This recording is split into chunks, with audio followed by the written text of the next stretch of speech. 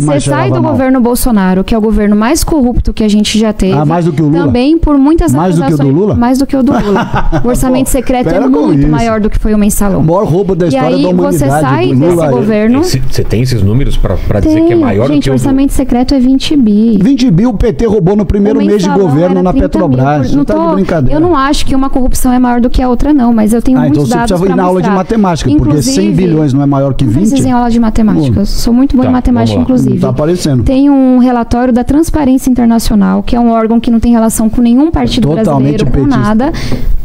Aqui no Brasil, transparência só tem petista. Bolsonarista, quando é acusado de corrupção, é petista.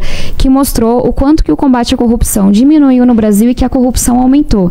E tudo que eu estou trazendo aqui, eu não espero que ele reconheça a verdade. Mas é um convite para que as pessoas que estão assistindo a gente possam pesquisar, possam se munir de conhecimento. Eu me preocupo menos com esse debate de... quem roubou mais, mentira, mentira, mas eu quero que as pessoas elas pesquisem. Então, só para fazer esse ponto. Em relação ao que aconteceu no governo, tem vários processos contra você. Lógico, 3 no meu entendimento. Com um monte eu não entrei em nenhum processo o seu contra partido, você. Os seus colegas do parlamento, em vez de ganhar no voto, você estiver pronto, eles não se conformaram com a vitória do Bolsonaro em 2018. Em 1º de 2019, começaram a entrar com processo contra tudo e contra todos. É ridículo. Quais eram os processos? Tudo quanto processo você pode imaginar. Eu trago os processos. Então, são vários processos a nível nacional e tem 3 que eu acho que são mais graves. Um deles, inclusive, fez com que ele tivesse que entregar o seu passaporte. E aí depois você pode comentar. Meu passaporte? Deixa, assim, quando você estiver tranquilo, eu trago toda a pergunta. Porque eu entendo que é um tema sensível, mas eu acho importante trazer. Mas é absurdo, chega a ser... Então, o que aconteceu? Eu vou explicar para as pessoas que estão nos acompanhando. Teve a maior apreensão de madeiras, uma coisa super grandiosa que aconteceu. E aí, uma pessoa da Polícia Federal trouxe uma acusação. Olha, o ministro Salles está interferindo. Uma pessoa não, um candidato do seu partido a deputado federal. Ele não era candidato na época. Não era na época, mas hoje é. Vê como o cara eu realmente atua entendo quão angustiado você fique, mas se o Vilela puder me ajudar só a explicar o caso, acho que é um pouco melhor. O seu candidato a deputado federal, que por acaso ele não era afiliado na época, ele era um superintendente da Polícia Federal, Saraiva. Ele foi braço direito da Marina Silva a vida inteira, mas tudo bem, vamos lá. Que é uma pessoa extremamente honrosa. Deus me livre. Então, e aí eu realmente entendo a sua angústia, mas acho que se eu puder explicar, as pessoas vão entender um pouco melhor. Houve a maior apreensão da história de madeira explorada, com muitas acusações de forma ilegal, etc. Chega um superintendente da Polícia Federal e faz uma denúncia. Olha, o ministro Salles está interferindo para poder favorecer quem está se beneficiando com esse esquema. O que acontece? O governo Bolsonaro transfere esse servidor para que ele não possa mais fazer essa acusação.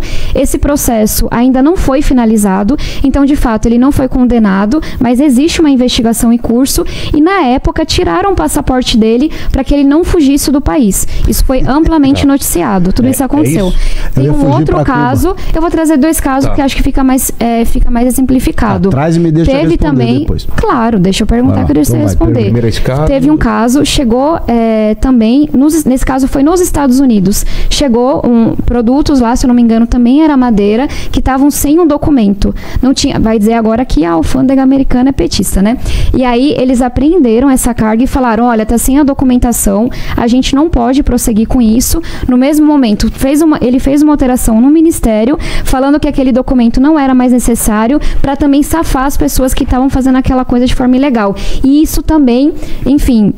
Houve uma representação, ainda não foi concluído. Então foram 2 casos que foram escândalos muito grandes, há outras acusações no Brasil inteiro, sem contar, nos últimos 20 anos, a gente está no momento em que o IBAMA emitiu o menor número de multas. Na última década, durante a gestão dele, foi o maior índice de desmatamento que a gente viu na Amazônia. Mas da história foi da minha gestão? Eu posso falar da história toda, mas da última década... Mas quem foi na história o maior desmatamento da Amazônia? Vamos ver se você fala a verdade. Da última década... Eu vou terminar a pergunta e eu já respondo a isso.